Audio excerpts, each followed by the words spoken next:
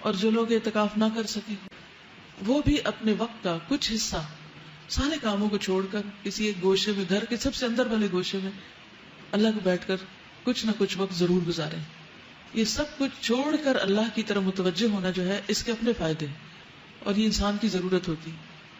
اگر مکمل 10 دن کا اعتکاف کرنا نہ ملے تو آپ آخری 3 دن بیٹھ جائیے، لیکن وہ مصنون اعتکاف نہیں ہوگا.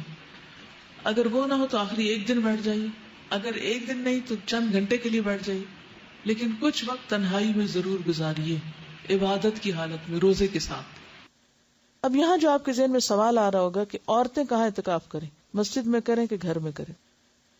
تو بات یہ ہے کہ اعتکاف تو مسجد ہی میں ہے، لیکن اگر کسی مسجد میں یا قریب میں کوئی ایسی جگہ ہے ہی نہیں، یعنی مسجد میں تو عموماً بعض اوقات عورتوں کی نماز پڑھنے کی جگہ نہیں، تو اعتکاف کی جگہ کہاں ہوگی؟ تو ایسی صورت میں پھر انسان بالکل نیکی سے محروم نہ رہے، گھر میں بیٹھ جائے جہاں اس نے اپنی نماز کی جگہ گھر میں بنائی ہوئی ہے. لیکن اصل اعتکاف جو مسنون ہے وہ جامع مسجد میں ہی ہوتا ہے، گھر کی مسجد میں یا اس میں نہیں ہوتا.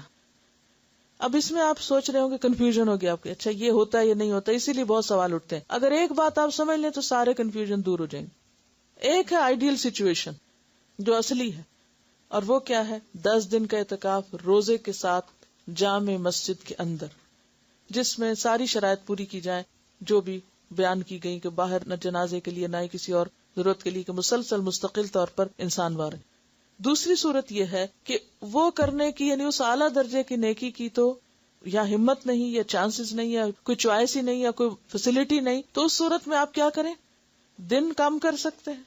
اگر کسی کو کوئی ایسا شرعی عذر ہے کہ روزہ نہیں رکھ رہا تو سوچتا چلو میں ایک جگہ بیٹھ کے عبادت کر لوں، مسجد میں نہیں تو گھر میں بیٹھ جائے، وہ پھر کیا ہے؟ کنوینئنس کا اعتکاف ہے. ٹھیک ہے، تو کنوینئنس میں تو پھر آپ 1 دن کا کر لیں، گھر میں بیٹھ کے کر لیں، کھانا بھی پکا لیں اور آ کے اپنی جگہ پہ بھی بیٹھ جائیں، پھر وہ ایک دوسری صورت ہے. تو اس فرق کو اگر آپ پہچان جائیں تو سارے مسئلے حل ہو جائیں گے.